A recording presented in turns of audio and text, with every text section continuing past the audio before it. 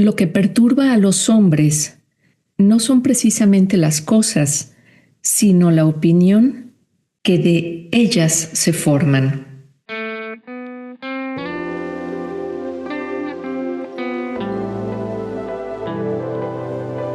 Filos y Psique. Diálogos que sanan.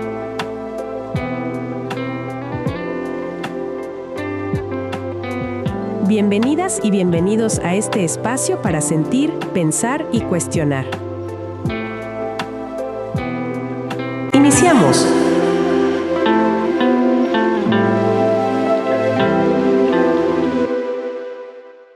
Adriana, ¿cómo estás? ¿Cómo Muy estás? Qué gusto bien, saludarte. bien, bien. ¿Tú qué tal?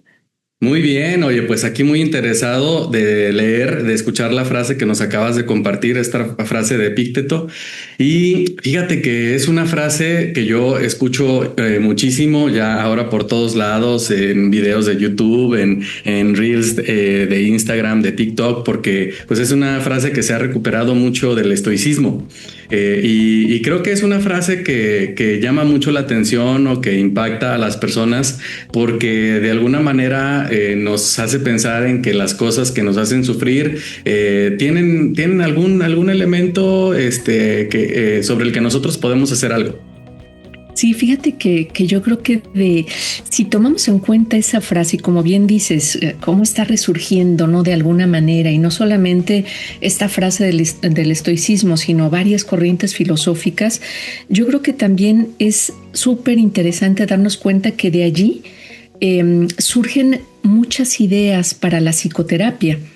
Y si consideramos esta idea, creo que se pueden desprender muchas cosas. No sé qué te parece. Fíjate que alguien así lo pensó. Albert Ellis es un psicólogo que dijo explícitamente que él iba a generar una terapia con bases filosóficas. Generó una propuesta que se llama terapia racional emotiva y que creo que luego, no creo, o sea, luego se comparte como un abordaje cognitivo-conductual.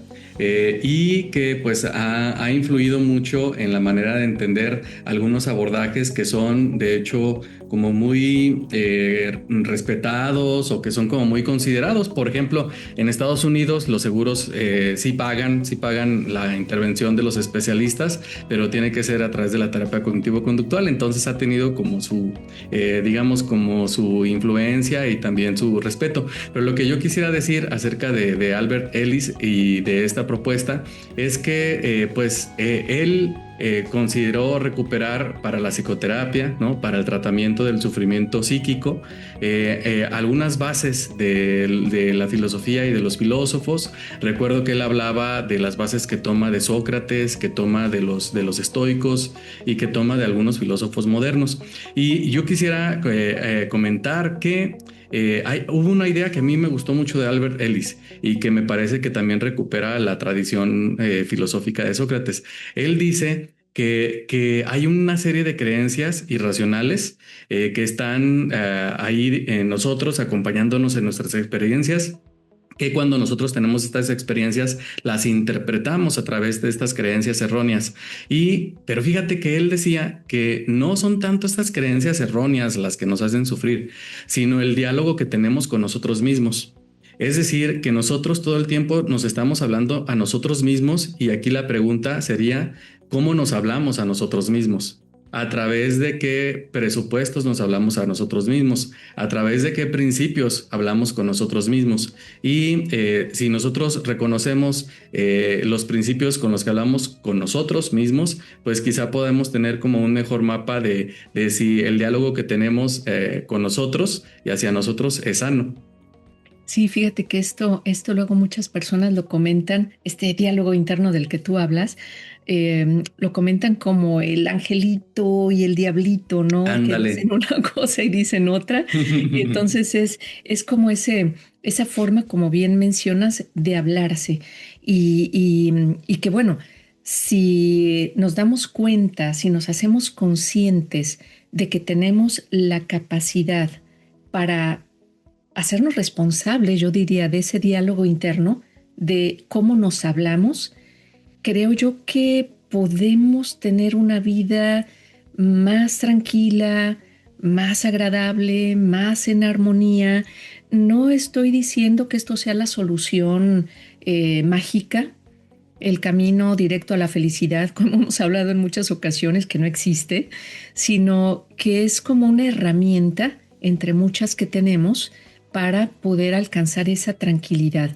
Muchas veces yo les digo a los pacientes que buscar esa tranquilidad y esa paz puede ser como un objetivo más realista, más alcanzable, que, por ejemplo, esa fantasía de, insisto, de felicidad y de un camino parejito, sin obstáculos, ¿no? No sé, en tu experiencia, ¿cómo lo plantean las personas que van contigo a la consulta?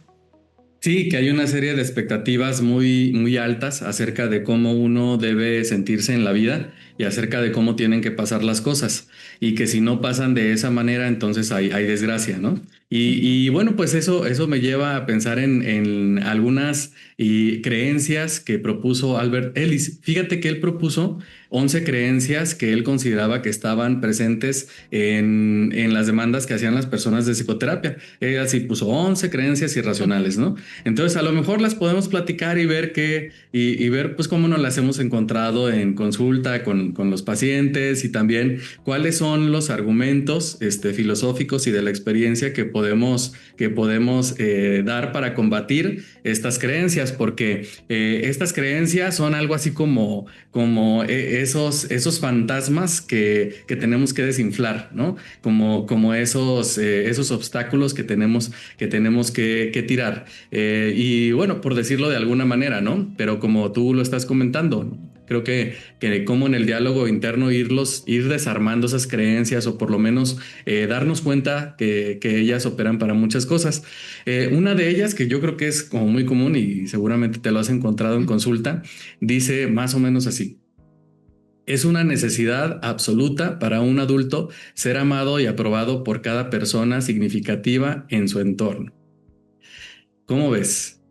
Bien, de hecho es una queja o es algo que expresan muchas de las personas que acuden a consulta porque lo ven realmente como una necesidad imperiosa, es como una obligación, o sea, como es que tengo que conseguir esta aprobación, este amor de las otras personas. Y de alguna manera están como tan enfocados, están tan preocupados por lograr eso, que de alguna manera pues dejan de ser ellos mismos, ¿sí? Dejan de vivir de alguna manera. Y bueno, también entendemos que hay un presupuesto que es muy interesante allí, que es como si esa necesidad fuera algo vital, como que si Sí. no tenemos, si no cubrimos esa necesidad, pues entonces esto es catastrófico, ¿no? Esto es terrible, esto es realmente algo grave, vamos a llamarlo así. Y si hablamos pues de una necesidad, nos damos cuenta de que no podemos vivir, por ejemplo, sin tomar agua, no podemos vivir sin comer, ¿sí? No podemos vivir sin... hay necesidades básicas que tenemos que satisfacer. Esa que se cree, que se vive como una necesidad absoluta, una necesidad imperiosa, que quita muchas veces la paz, que quita muchas veces la tranquilidad, pues bueno, podemos darnos cuenta de que no es una necesidad vital. Es importante, pero no es una necesidad vital como se vive en muchos casos. Sí, yo creo que pones como muy padre, muy en el centro cuál es el problema con esta creencia y que el pensamiento nos ayuda a comprender qué es lo que sí es natural y qué es lo que no es natural, ¿no? Como decían en la filosofía helenística. Y que así como dices, ¿no? Me parece que es muy liberador pensar que no es una necesidad sentirme amado y aprobado por todos.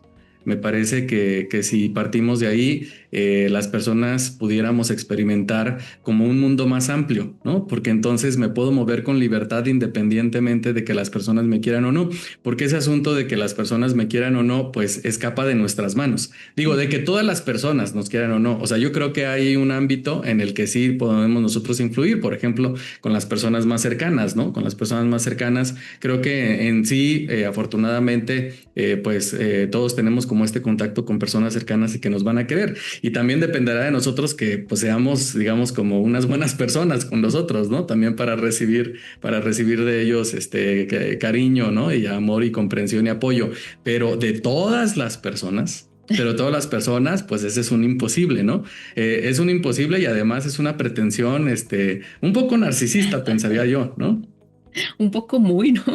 Un poco Porque muy. fíjate, sí, he tenido casos con mucha frecuencia. Estaba tratando de recordar alguno así puntual, pero es frecuente de que las personas están tan preocupadas por esa necesidad de amor, de aprobación, que, por ejemplo, van a una reunión e incluso lo que mencionabas, bueno, hay personas que no nos conocen. Sí, y que las personas que están preocupadas por ser amadas, pues quieren incluso que esas personas que no los conocen los aprueben, que esas personas que no los conocen los acepten, se lleven, y esto es algo frecuente que dicen, es que yo quiero que tengan una buena imagen mía, ¿sí? Y la pregunta es, ¿y para qué es importante para ti que tengan una buena imagen tuya? O sea, ayer estabas bien sin conocer a esta persona y ahora te preocupa que tenga una buena imagen tuya. A ver, ¿cómo me explicas esto, no? Y cómo se visten y cómo se comportan y a ver si estoy a la altura. ¿Para qué? Para que me aprueben, para que me validen. Es algo que también muchas veces escuchamos. Es que estoy buscando o necesito que mi pareja me valide, necesito que el grupo en el que estoy me valide, necesito la aprobación y el amor, ¿no? Finalmente con esta famosa creencia de Albert Ellis. Sí, y este caso que comentas me conecta con otra idea de Albert Ellis, o bueno, con otra denuncia de estas creencias irracionales que dice más o menos así. Uno debe ser absolutamente competente, adecuado y exitoso en todas las áreas posibles si quiere ser considerado una persona valiosa. Y Oh, creo que va muy de la mano, ¿no? Con el caso que nos estás además, comentando.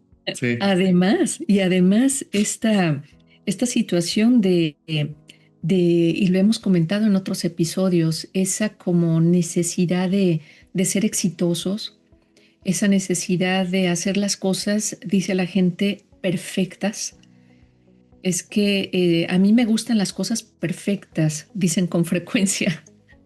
Es que yo siempre busco la perfección, es que si no está perfecto no me gusta, y bueno, hablamos de competencias, hablamos de éxito, hablamos además en todas las áreas, o sea, porque no es nada más quiero especializarme, quiero crecer y dar lo mejor de mí en esta área, sino que se busca abarcar todas las áreas. ¿Por qué? Porque es como algo que se ha planteado como un deber también. Debo de. Y eso es algo que está como muy presente en estas creencias y que causan tanto daño. El tengo que ser amado, el debo ser exitoso, ¿sí? Es algo que también quita la paz. Y algo antes de que me comentes, em, lo importante de estas creencias, antes de avanzar en ellas, es que nos demos cuenta de que podemos, por medio de este trabajo intelectual, eh, trabajar en algo más profundo de los problemas de ansiedad, de los problemas de depresión, de los problemas de angustia que vemos todos los días. Porque sabemos que hay cuestiones biológicas, sabemos que hay cuestiones sociales, sabemos que hay cuestiones ambientales que influyen, por ejemplo, para que una persona tenga un trastorno depresivo, ¿sí? Podemos tratarlo con medicamentos, obviamente, meditación, etcétera. Pero si hay creencias irracionales de esta naturaleza y terminamos tratamiento y la persona se hace experta en meditación y en yoga y todo esto, si esta creencia irracional está allí, otra vez va a hacer algo y puede facilitar que aparezca otro cuadro. Cierro el paréntesis. Sí, qué importante esto que dices, porque yo también creo que, por ejemplo, en la primera idea que comentábamos de esta necesidad de ser aprobado y querido por todos y todas, ¿no? Y claro que hay ahí una dimensión, por ejemplo, psicológica, ¿no? Digamos, como de nuestra naturaleza de ser humanos, ¿no? En donde es importante el reconocimiento, en donde es importante la aprobación, ¿no? Y digamos, parece ser que el cerebro luego está diseñado para esas cosas también, ¿no? Pero aquí estamos hablando, como tú dices, de un sector de nuestro ser, de un sector de nuestra mente, en donde nosotros tenemos la libertad y la voluntad para poder analizar, distanciarnos y vigilar aquellas cosas que pueden enfermar nuestra experiencia, ¿no? Que pueden enfermar nuestra mente. Y creo que hay mucho que hacer al respecto, ¿no? Como a esto a lo que nos invitaban los estoicos, los epicúreos, ¿no? Como esta vigilancia y también creo que lo que hace que estas ideas nos hagan sufrir tanto es que nos evitan el reconocimiento de la finitud humana. Porque somos finitos, somos vulnerables, ¿no? Y por eso, pues, uno no puede ser competente, adecuado y exitoso en todas las cosas, ¿no? Habrá muchas cosas que se nos van a pasar, no tenemos una mente como para dar con todas las expectativas, además. Y además porque, bueno, ¿quién puso esas expectativas y por qué habría que llenarlas, ¿no? Pero pues también lo hemos comentado, ¿no? En este capitalismo tardío, pues esta idea de que tenemos que darle a todas las pelotas, ¿no? De que tenemos que meter todos los goles y de que si no es así, entonces hay una desgracia, ¿no? Y eso tapa, esconde, ¿no? Hace oscuro, pues una realidad que es como más cierta como la muerte, y es que somos finitos, es que la finitud humana, pues, ¿no? La vulnerabilidad, el límite que tenemos para muchas situaciones. Y fíjate que hablando del límite, también se me ocurre otra idea que Ellis planteó, que dice más o menos así: ciertas personas son malas, viles y perversas, y por lo tanto deben ser severamente castigadas por sus malas acciones.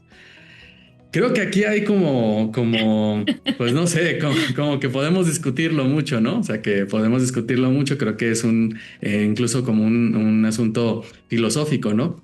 Pero creo que a lo que se refiere Ellis aquí, de esta idea que luego hace sufrir, es cuando las personas creen que hay una fatalidad que los cubre, ¿no? Que hay una fatalidad de la cual pues no te puedes defender, que entonces pues las personas malas, viles y perversas, todo es así, toda la realidad es así.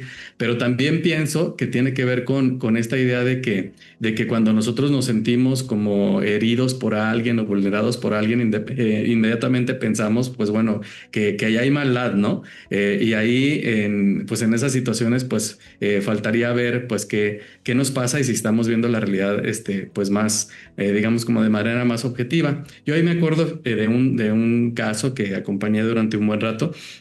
De una persona que tenía un pensamiento delirante y que era acerca de un pensamiento delirante y también de un pensamiento paranoide. Y a esta persona le sucedía que cuando estaba en un contexto con otras personas, sentía que todas hablaban de ella, ¿no? Y sentía esta falla de no ser aprobado por todas las personas, pero cuando se sentía así de herida, pensaba que todas las personas eran muy malas, eran unas desgraciadas, eran de lo peor, ¿no? Y entonces ella se vivía, imagínate, o sea, no aprobada por esas personas, pero además sintiendo que todas esas personas son malvadas y que entonces en cualquier momento te pueden hacer daño. Entonces ella sufría muchísimo. Era un sufrimiento y una carga mental como de mucha consideración. Digo, afortunadamente con la medicación, afortunadamente con la psicoterapia se pudo ir sintiendo mejor, pero esta idea me recordó esta situación. Sí, y además yo creo que el identificar cómo podemos caer fácilmente en un círculo vicioso del que es muy difícil salir. Por ejemplo, Si yo pienso que en el grupo de trabajo en el que yo estoy hay personas malvadas, hay personas perversas, puedo o no tener elementos para pensar en ello, pero bueno, está en mi pensamiento. Y entonces sí es que hay personas así, deberían de ser castigadas porque siguen haciendo lo mismo, no es justo. Si yo estoy pensando eso, luego voy a sentir, o sea, mis pensamientos después van a generar emociones. Me puedo sentir frustrada, me puedo sentir enojada, me puedo sentir víctima, ¿sí? Y luego sucede que esos sentimientos me van a llevar a comportamientos en donde posiblemente al día siguiente de que estuve rumiando eso, voy a llegar y voy a mirar a todos de reojo o no me voy a acercar porque pienso que van a estar hablando de mí, que son malvados y no me quiero juntar con las personas perversas, malvadas. Y entonces ese comportamiento mío puede generar pues reacciones en el Así es. grupo que luego de alguna manera yo diga, ahí está, Ahí es la está, verdad, ahí me está. están rechazando, no me invitaron al café, sí, me vieron acá y no me invitaron, pero tal vez soy yo la que está haciendo algo para generar esto, ¿no? Entonces ese círculo vicioso, además de ese sufrimiento de la interpretación que le estoy dando a esto. ¿Va? ¿Por qué? Porque es que es injusto, es que no es posible, es que no se vale, es que no debería de ser así el mundo. ¿Sí? Pasamos a lo que el mundo debería de ser. Las primeras creencias son lo que yo debería de ser o cómo debería de ser. Y ahora es lo que el mundo debería de ser. Y entonces al Así darme es. cuenta de ello, pues bueno, pues me voy a sentir frustrada, me voy a sentir triste, insisto, enojada. Y puedo pasarme mucho tiempo de mi vida pensando en qué momento esas personas van a pagar eso. ¿Cuándo va a haber justicia del hombre, ¿Cuándo va a haber justicia justicia? divina? ¿O Sí, en sí, qué sí. momento les va a caer un rayo y en qué momento se van a dar cuenta y dejo de vivir mi vida por estar allá? Así es, y en esto que comentas está como se dice en la psicología, el locus de control puesto hacia afuera, ¿no? Y Ujú. entonces hay como un extrañamiento de mí mismo, ¿no? Es como si dejara de pertenecerme a mí mismo y entonces creyera que los eventos externos son los que tendrían que definir que yo esté bien, que me sienta bien, mi felicidad y mi camino. Y eso es precisamente uno de los peligros que atacaba la filosofía helenística, el considerar que la eudaimonía, la ataraxia, que es como la autonomía de las pasiones, que eso lleva a un estado de florecimiento, decían, comentaban, pues tiene que ver con comprender que solamente está en mi control, pues digamos como lo interno, el fuero interno, ¿no? Como ellos lo decían como el alma, ¿no? El alma, podemos decir nuestra mente, ¿no? Y que desde ahí es donde sí podemos ir obteniendo una mejor vida, ¿no? No desde lo externo, porque no lo controlamos, eso no nos pertenece, pero sí desde lo interno, ¿no? Y ahorita que hablas acerca del mundo, pues había otra idea de Ellis muy interesante que él planteaba sobre esto, ¿no? Que decía más o menos así: es terrible y catastrófico cuando las cosas no salen como uno quiere o espera. Y yo creo que esa es Fíjate de que las que estoy, más nos encontramos. es de las que más nos jalan hacia Nos abajo, jalan hacia hacia la abajo, así es. tristeza y hacia este. Y fíjate que yo lo relacionaría además con el tema de esa necesidad de control, entre comillas, ¿no? Porque, pues bueno, esto que comentas, pues no tenemos el control absolutamente de nada. Tenemos control de nuestros pensamientos, de nuestras decisiones y de nuestras acciones, pero no tenemos control del clima, de lo que piense la otra persona, de lo que haga mi jefe, de si me enfermo o no me enfermo, ¿sí? De cómo reaccionan otras personas. O sea, no tenemos control de nada de eso. Entonces, ese tema del control es algo que también está como muy presente en las personas, de que creen que tienen el control. Entonces, si creen que tienen el control, cuando se dan cuenta de que las cosas no salen como habían supuesto o como querían que sucedieran, pues viene una frustración enorme. Viene también la decepción, viene también ese sentimiento como de inutilidad, ¿sí? Por un lado, y por otro lado también como de que pues no están pasando las cosas como yo quisiera, entonces esto es catastrófico, es terrible, y ese adjetivo de catastrófico, de terrible, es lo que luego hace que, como decíamos, pues nos bajemos, ¿no? O sea, mira lo que está pasando. Yo quería, a mí me hubiera gustado que ocurriera de tal manera y no ocurrió. ¿Qué pasó? ¿Qué hice mal? ¿Por qué el mundo es así? Y sucede que el mundo no es como quisiéramos, el mundo es como es, la vida es como es y punto. Y eso está también como muy, muy presente, ¿no? Como muy, y no sé si te ha pasado a ti con las personas que ves en consulta, pero hay personas que están realmente convencidas de que tienen el control y como que hay esa rigidez cognitiva, que también es algo importante también en este trabajo que propone Ellis, de buscar algo de flexibilidad cognitiva, porque si me mantengo en la rigidez cognitiva, pues simplemente no me voy a mover. Si yo digo que tengo el control y me están demostrando la vida, las evidencias que no lo tengo y yo sigo insistiendo que sí lo tengo, pues voy a sufrir todo el tiempo. Sí, sí, sí, ahí está la fuente de los sufrimientos, decían en la filosofía helenística, ¿no? El pensar que la naturaleza obedece a nuestros deseos. Y ellos decían un poco como que la naturaleza o el cosmos pues es absolutamente indiferente a nuestros deseos, es decir, no le importan nuestros deseos, ¿no? Y como dices, a la vida no le importan nuestros deseos, la vida es la vida y sigue su camino y sigue su dirección, ¿no? De hecho, la vida pues es un misterio, ¿no? La vida humana, ¿no? O sea, las interacciones como sus direcciones, como qué va a pasar, ¿no? No sabemos qué va a pasar y bueno, no tenemos control sobre la vida en absoluto, ¿no? Y estar pretendiendo tenerlo, pues nos lleva al sufrimiento. Yo pensaba, fíjate que últimamente he recibido muchos casos de hijos que ya están como en el periodo de transición de la adolescencia a la adultez. Y me parece que pasa algo aquí bien interesante que tiene que ver con la incapacidad de tolerar la frustración, porque esto que estamos comentando de que queremos que la vida sea de alguna manera, eso está ligado con cómo nosotros nos frustramos ante las cosas que no están sucediendo como nosotros deseamos, ¿no? Es decir, ahí hay una incapacidad para tolerar la frustración, ¿no? Una dificultad para tolerar que las cosas pues sean de una manera distinta como yo espero, ¿no? Y pues en estas familias que me toca recibir, pues bueno, por ejemplo, los papás que están sobre los hijos para que los hijos sean de alguna determinada manera y aprovechen pues todos los recursos que ellos les dan, ¿no? Y ahí hay como una primera frustración, ¿no?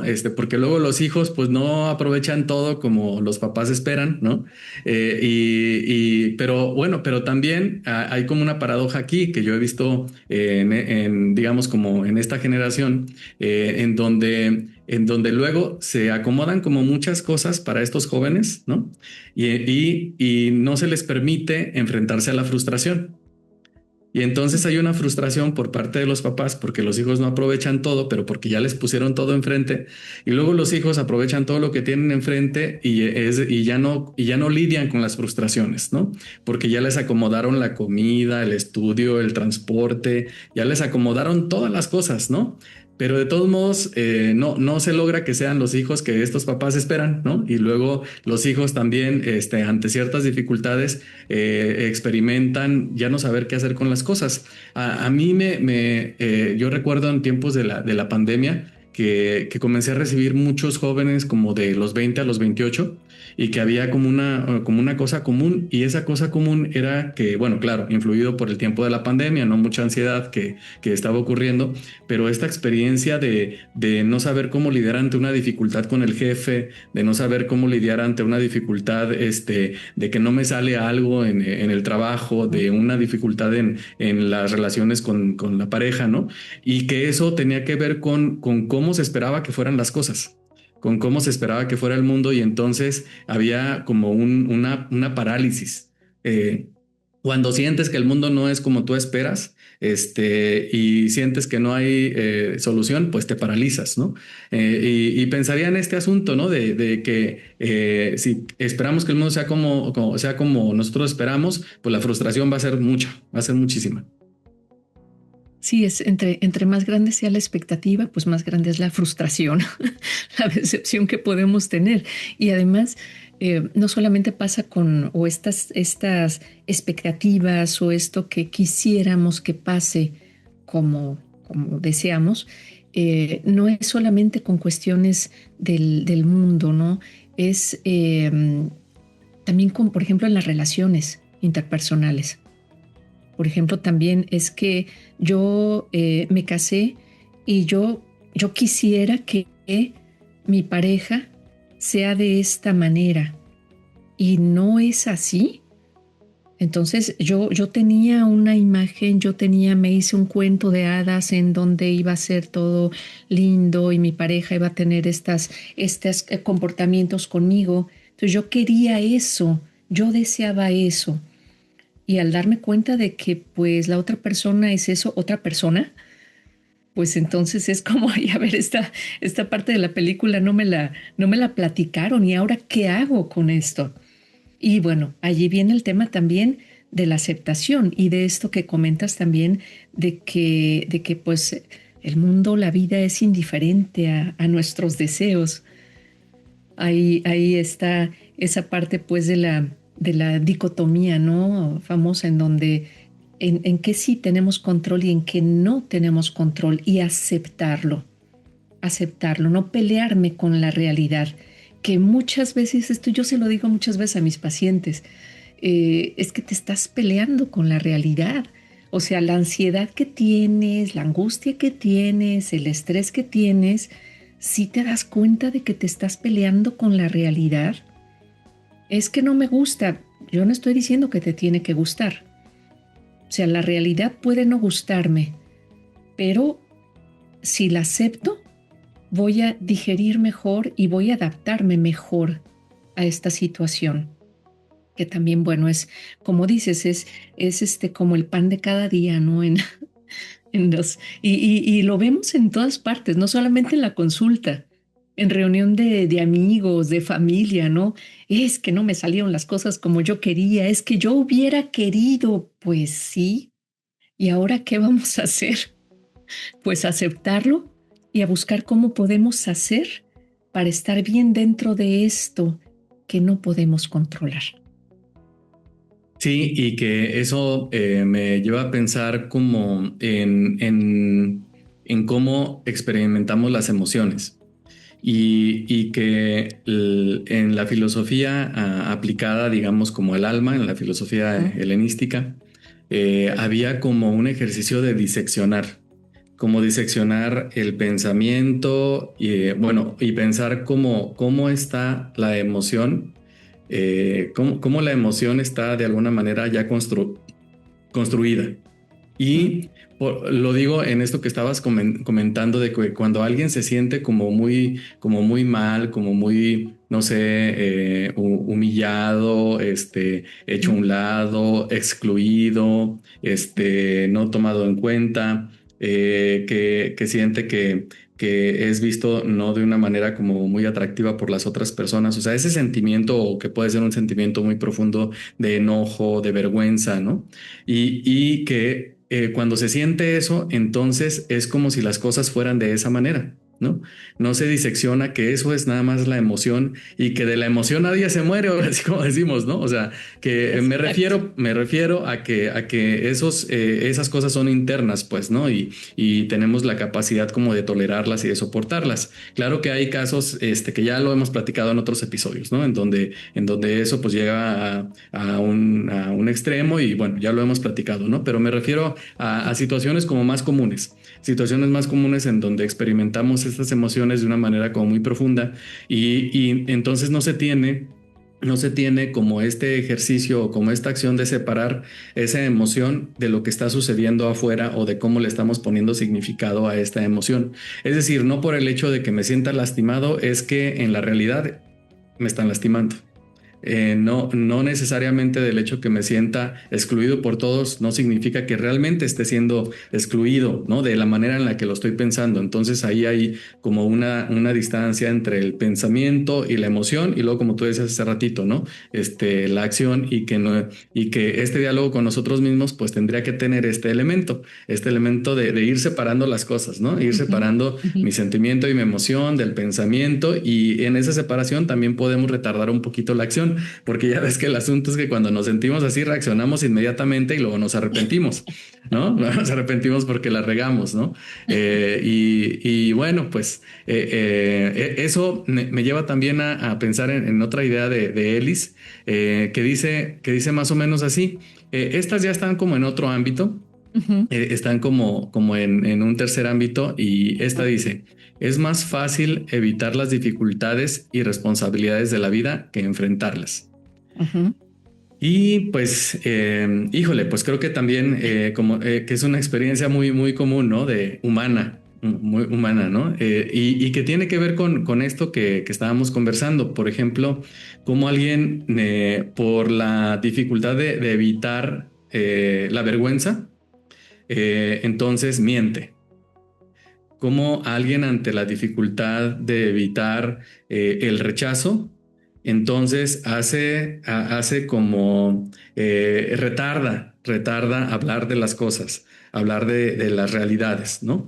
Y como alguien con tal de evitar el conflicto, porque el conflicto humano, pues sí, pues no es una cosa que nos haga sentir a gusto, ¿no? O sea, nadie quiere estar en conflicto, pero el asunto es que el conflicto humano es parte de la vida, ¿no?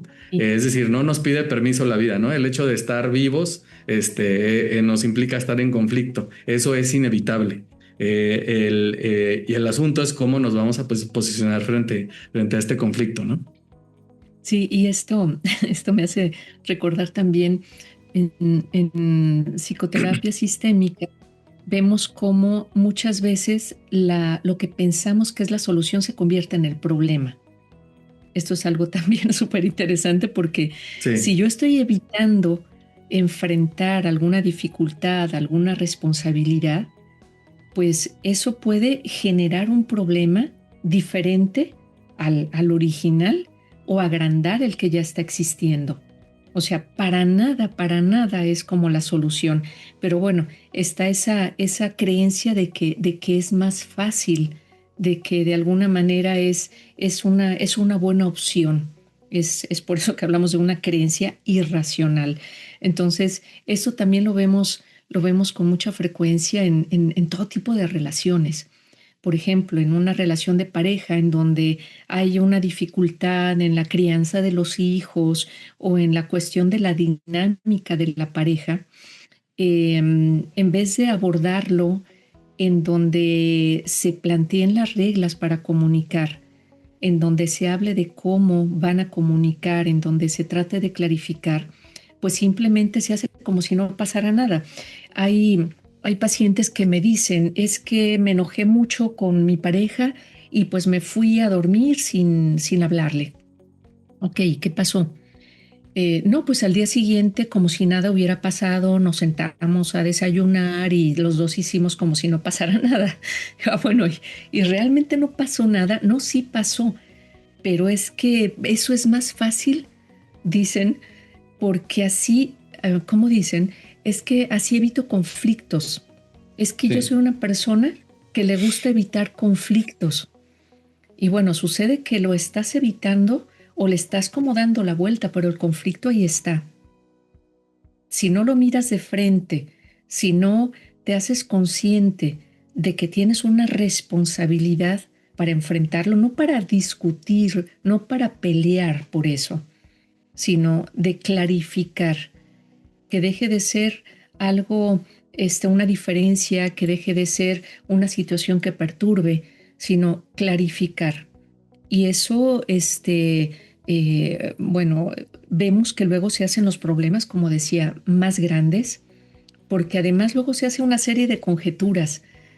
Es que sí, se fue a dormir anoche y no me dijo nada, eso quiere decir que no le importa la relación, ¿sí? Y la otra persona que se fue a dormir o que se fue a acostar sin hablar, dice, es que pues no vino a buscarme, entonces quiere decir que le vale, que no le interesa que resolvamos. Yo cómo voy a ir a buscarlo o a buscarla si ella o él fue quien empezó. Debería de, bueno, entonces en vez de enfrentar y decir los dos, ¿no? O por lo menos uno, está pasando esto, ¿sí? ¿Qué podemos hacer para resolver? Y estamos teniendo muchas veces, son problemas que se están repitiendo y que luego en la fantasía, estoy aterrizándolo ya mucho en las relaciones de pareja, y luego ya en la fantasía de que, a ver, no, creo que ya entendimos, yo lo vi en la mañana que se estaba comiendo sus chilaquiles muy en paz y pues hasta brindamos con el café y dijimos ya borrón y cuenta nueva. Con esa fantasía, pues siguen los problemas allí mientras no se enfrenten. Y esa es una palabra que luego cuesta mucho trabajo como entenderla, porque enfrentarlo lo se entiende como un tema de pleito. Enfrentarlo es verlo de frente, no es sacarle la vuelta. Y ahorita que aterrizaste en las relaciones de pareja, fíjate que hay otra idea que propone Ellis, que está muy en relación con lo que estamos conversando. Y dice, uno debe depender de los demás y necesita a alguien más fuerte en quien apoyarse. Y creo que esto lo vemos mucho en las relaciones de pareja, precisamente, ¿no? Esta idea de que mi esposo o mi esposa me completa, ¿no? Como si yo estuviera incompleto y entonces viene esa persona a completarme. Y si entonces no tengo la validación o la aprobación o la interacción de esa persona, entonces estoy en desgracia, ¿no? Y que en este asunto de enfrentar que tú decías, pues es que el asunto es que nos toca enfrentar a todos la vida sí con los demás, pero también de manera individual, ¿no? O sea, con los demás y de manera individual, ¿no? Enfrentamos la vida con los demás en el entorno social, político, ¿no? Pero sí enfrentamos, digamos, la soledad, enfrentamos el miedo, enfrentamos el desconcierto, la desorientación de una manera personal, ¿no? Y ahí y se da que las personas esperen que haya otra persona que enfrente por ellos esta soledad, este miedo, esto que siento que me rebase, ¿no? Y aquí no estamos diciendo que no recibamos ayuda, no estamos diciendo que nos separemos de los otros para hacer la vida nosotros mismos contra el mundo, no estamos diciendo eso, estamos hablando como de este posicionarse frente a la vida como si no fuéramos completos, de posicionarse frente a la vida como si precisamente fuera una desgracia, que no hay alguien más grande que yo que me ayude a salir adelante de la vida. Y luego también eso facilita que haya personas en los sistemas familiares, por ejemplo, que se adjudican la responsabilidad de ser los fuertes para los demás. ¿Por qué? Pues porque existe esa creencia, ¿no? De que hay alguien que tiene que ser fuerte y hay alguien que tiene que servir de apoyo, tiene que ser el pilar. Y eso pasa luego, por ejemplo, en los duelos, en las pérdidas de algún familiar, en donde el hijo, la hija o el esposo, qué sé yo, se adjudican eso. Y es que yo tengo que ser fuerte porque si no los demás, ¿en quién se van a apoyar? Es que como esa necesidad de esa imagen, de esa figura que pues da seguridad, ¿va? Y que como dices, es importante, pues bueno, sí, acompañarse, pero es acompañarse, no es colgarse o no es que yo cargue a los demás, es caminamos juntos, nos acompañamos, que es algo muy diferente, pero sí es algo que está allí como muy, muy presente y que creo yo que nos lleva a la siguiente creencia que tiene que ver con que el pasado de uno es un determinante absoluto de la conducta actual y no se puede cambiar, porque esto que acabamos de mencionar pues es algo que pues también aprendimos en nuestra infancia, aprendimos cuando estábamos con nuestra familia de origen y entonces puedo tener la creencia de que pues es que yo así crecí y eso es lo que me determina. Yo no puedo hacer nada para cambiar. Y bueno, creo yo que si tenemos esa rigidez con esa creencia, pues podemos tener aquí al mismísimo Albert Ellis, y no vamos a dar un paso ni para adelante ni para atrás, ¿no? Nos vamos a quedar parados en donde mismo.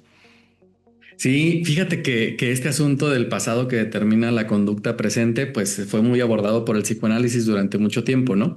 Y el psicoanálisis, y creo que sí le apuesta, por supuesto, al cambio. Ya el psicoanálisis fue avanzando y cada vez se comenzó a hablar más de cambio en psicoanálisis, más que meramente como de análisis de la mente, porque, pues sí es muy importante, ¿no? La historia que hemos vivido, la historia familiar, la historia de las relaciones, incluso pues nuestras bases genéticas, ¿no? Para ciertas predisposiciones a la ansiedad, a la depresión, o sea, todo eso está ahí y es importante, ¿no? Pero también creemos en la posibilidad de la libertad humana, ¿no? Y que en esta posibilidad de la libertad humana, entonces nosotros podemos hacer algunos cambios a pequeña o gran escala, ¿no? Y que en el ámbito personal, pues estos pueden ser muchos. Yo pienso que en esta labor, digo que elegí, que a mí me toca, pues una de las cosas más satisfactorias, pues es ver precisamente el cambio ante estas situaciones, ante las situaciones internas, ¿no? Creo que es lo que alimenta, pues esta labor que nosotros hacemos, ¿no? Ver cómo las personas pueden decir, yo no creía que podía ser de esta manera, pero ahora lo estoy siendo. Yo no creía que podría ponerle límites a mi pareja abusiva, pero ahora lo estoy haciendo. Yo no creía que podía dejar esta relación que no me dejaba nada bueno, pero ahora estoy libre y creo en mi propia capacidad para enfrentar la vida, ¿no? Yo no creía que podía yo conseguir este puesto de trabajo que ahora me están ofreciendo porque creía que no creía en mis capacidades, ¿no? Todos estos ejemplos pues hablan de la posibilidad del cambio y hablan de la posibilidad de cuestionar el pasado. De que el pasado pues puede cambiar, sí nos ha dirigido, pero solamente eso nos ha dirigido hacia ciertas direcciones y que el pasado a veces puede ser como tan impotente, tan impactante, perdón, ¿no? Que nos lleva a la impotencia. Pero creo que en esa impotencia el asunto precisamente de creer de hacer otro diálogo con nosotros mismos, esto que estamos platicando, pues es la apertura al cambio, ¿no? Yo creo que uno de las situaciones de interacciones psicológicas que a mí se me hacen como más difíciles de acompañar es cuando las personas adultas están como muy atrapadas por sus padres. Que están como en su cabeza, digamos, como colonizados por los deseos de sus papás. No sé, pienso en personas que me ha tocado acompañar pues de edad, pues, ¿no? Es decir, no niños ni adolescentes, sino de edad. Y yo lo considero un reto porque digo, híjole, pues es que toda esa mente está construida desde el pasado y desde los mandatos de la familia, ¿no? Y ver cómo las personas pues van cuestionando eso y van diciendo, bueno, si entonces en mi familia todo fue de esta manera, pues puede ser desde mi vida de una manera distinta.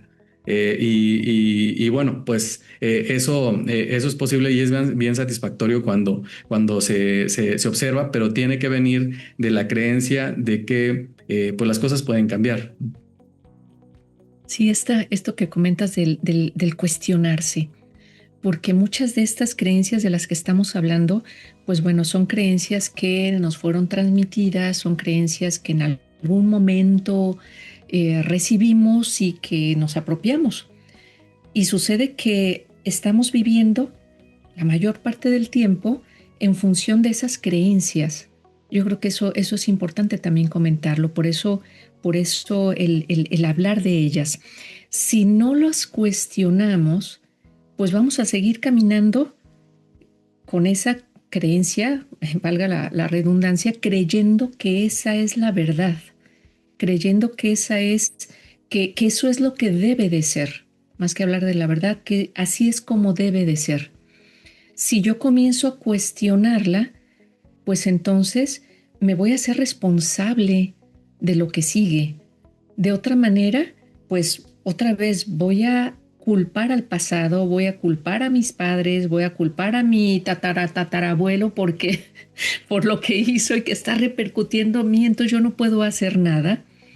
Pero si yo observo la creencia, digo, a ver, es que estoy creyendo que el mundo debería de, o las cosas deberían de salir como yo quiero, y eso me lleva a la frustración. A ver, si yo lo cuestiono, es que debería de ser el mundo como yo quiero, ¿por qué? ¿De dónde viene esa idea? ¿Qué me hace pensar a mí? Pues, ¿qué me creo Dios o qué me creo para que las cosas salgan como yo quiero? Entonces, si aterrizo un poquito y me cuestiono esas creencias, pues entonces puedo, como bien dices, hacer un cambio. Y hay ocasiones en que esos cambios también asustan, porque hay personas que dicen, pues ese viejo refrán, ¿no? Que más vale malo por conocido que bueno por conocer. Y las personas muchas veces, yo se los he cuestionado, es que tienes miedo de vivir de una forma diferente. O sea, es que estás acostumbrado a vivir de esta manera, piensas que hay algo que puedes hacer y muchas veces no, es que yo soy así. Si la persona no está interesada en cambiar, pueden ver estas creencias y seguir caminando hacia ellas, y las otras personas pueden sugerirles la necesidad de ayuda o que pueden tener una vida mejor haciendo algún cambio, y no lo van a hacer, porque esto representa mucho trabajo, representa esfuerzo, representa dedicación, representa conciencia, representa cambiar paradigmas, ¿sí? Representa a veces poder decir gracias papá y mamá, pero eso que me enseñaron o eso que me quisieron transmitir o que me transmitieron, no estoy de acuerdo con ello en este momento de mi vida, pero gracias. ¿No? Lo que hablábamos también en algún otro episodio, reconciliarnos con ese pasado y hacernos responsables de nuestro presente. Sí, me hiciste recordar una frase de Freud que hablaba del retorno a la enfermedad, ¿no? Cuando se experimenta esto distinto, este cambio, ¿no? Es decir, que puede ser tan potente en nuestra experiencia el sentir que ahora sí estamos como en nuevas aguas, ¿no? Como respirando más aire, y entonces mejor nos regresamos a donde el aire era más poquito, ¿no? Y bueno, que también es parte de nuestra experiencia humana.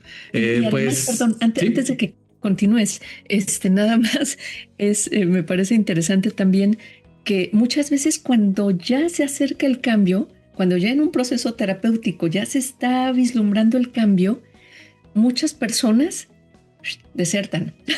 Ah, sí, sí.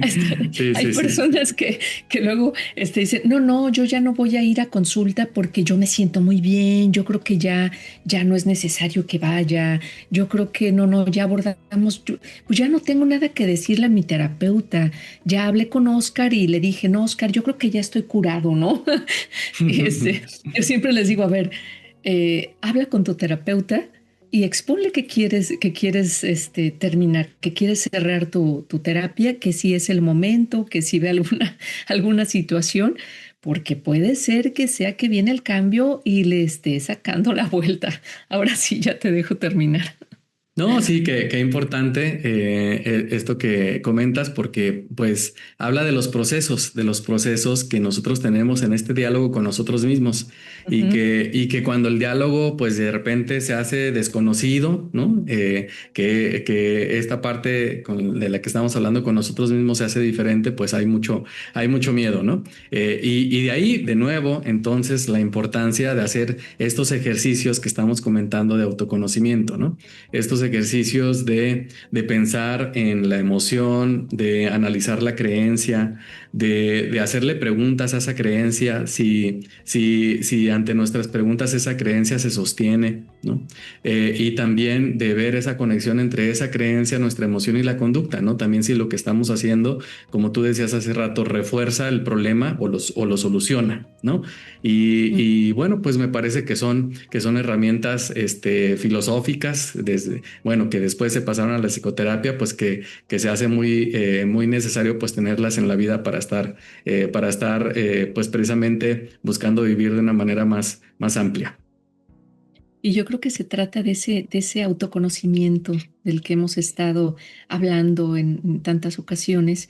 Se trata de ese diálogo interno, no de callarlo, no de juzgarlo, no de aplacarlo, ¿no? Se trata de, de hacernos consciente de él y de ponerle límites también. Porque yo me puedo decir, esto que hice no me salió bien, hasta allí estoy bien. Hasta allí es una parte que es aceptable. El problema es si después de esto me digo, no sirvo para nada. Es que esto es catastrófico. Es que los demás se van a dar cuenta y me van a rechazar. Es que debería... Y empiezo con culpas y empiezo con este tipo de situaciones. Allí es en donde se convierte en un problema ese diálogo interno. Si ese diálogo interno se va más hacia la ocupación y no a la preocupación, si es esto no me salió bien, ¿qué puedo hacer para que si lo vuelvo a intentar me salga mejor? En vez de porque no lo hice bien, soy una tonta, soy una no sé qué, etcétera, etcétera. Y ya nada más para cerrar esto, esta idea es esa necesidad luego de la que hablábamos de hacer las cosas perfectas. Está esa necesidad permanente de hacer las cosas perfectas. Y yo lo que les comento muchas veces es, ¿y qué tal si mejor tratas de hacerlo lo mejor que tú puedas? Así. O sea, si lo mejor que yo puedo es darle hasta aquí, pero es lo mejor que yo pude hacer y estoy tranquila porque mi mejor esfuerzo lo puse aquí, todas mis capacidades o toda mi energía, toda mi intención la puse y llegué aquí, pues está bien. Me hubiera gustado llegar hasta acá, pero llegué aquí, no es catastrófico. Ese tema de maximizar, ¿no? Los pensamientos o las ideas negativas y luego minimizar las cosas positivas en vez de darme cuenta y felicitarme y sentirme contenta porque llegué aquí es ¿por qué no llegué acá?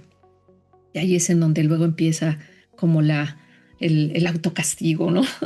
Y pues bueno, es entre tantas ideas que andan por nuestra mente. Entre tantas ideas, ahorita que comentas esta de lo catastrófico que es que no haya una solución perfecta y precisa para cada cosa, pensaba de nuevo en las familias que me toca acompañar y cuando las familias dicen, pues es que ya no sabemos por dónde hacerle, por dónde darle, cómo le tenemos que hacer, ¿no?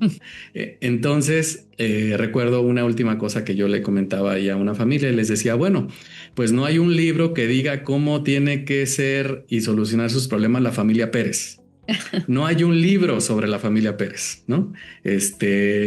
No existe un manual sobre la familia Pérez. Lo que existe es la posibilidad de encontrar las mejores maneras de caminar juntos. Eso es lo que sí existe. Es decir, no hay una solución precisa y concreta para cada problema. Lo que hay es, como tú bien dices, lo que podemos nosotros hacer con las herramientas que tenemos, ¿no? Y llegar hasta donde podemos llegar y que no llegar a ese ideal, pues no es una catástrofe. No se acaba el mundo, pues, ¿no? Y bueno, pues con esta serie de ideas, pues que queremos conversar juntos, pues deseábamos mostrar, ¿no? La importancia del diálogo interno, del autoconocimiento, de las herramientas de filosofía, lo que nos encontramos en consulta. Y no sé, mi querida Adriana, pero si te parece que invitemos las personas que nos escuchan, que nos ven, a que escriban cuál es alguna de las creencias irracionales que ellos encuentran y consideran. En el último taller que di en Estados Unidos, yo les preguntaba si salían ideas que son como muy comunes y que es muy importante combatirlas. Por ejemplo, yo les preguntaba, a ver, ¿cómo qué ideas, no? Y por ahí alguien decía, bueno, que los hombres no deben llorar, ¿sí? Y alguien decía ahí, pues que en el matrimonio todo es felicidad. Y alguien más decía, bueno, pues que los hijos son buenos y hacen lo que uno quiere. Y así se iban llenando de ideas bien padres, ¿no? O sea, bien importantes que están luego alimentando como nuestra vida cotidiana, pero que también nos hacen sufrir. Entonces, si te parece, podemos invitar a que nos escriban por aquí, cuáles son esas ideas y también como las alternativas ante esas ideas, ¿no? Podemos irlo haciendo. Me encanta esa idea y pues bueno, que no sean tímidos, que escriban lo que, con las ideas que se identifican y como bien dices, qué alternativas a esas creencias irracionales son las que proponen o si han intentado algunas, que nos las compartan o que las compartan con todos nuestros demás eh, personas que nos acompañan en esta aventura de Filos y Psique. ¿Va? Muy bien. Pues te mando un abrazo, Excelente. mi querida Adriana, y nos vemos pronto en el Gracias. siguiente episodio. Excelente. Hasta pronto. Chao. Hasta la próxima. Filos y Psique. Diálogos que sanan.